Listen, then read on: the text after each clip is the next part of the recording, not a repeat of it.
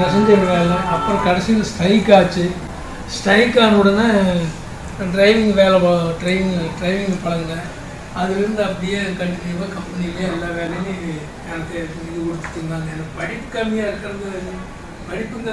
இருக்கிறதுனால எனக்கு எந்த வேலை கொடுத்தாலும் செஞ்சுட்டு இருந்தேன்.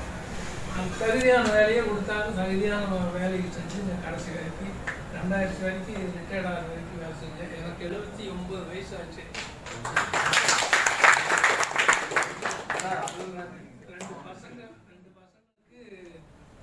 ரெண்டு பசங்க 4 பேர் எனக்கு மொத்தமாக.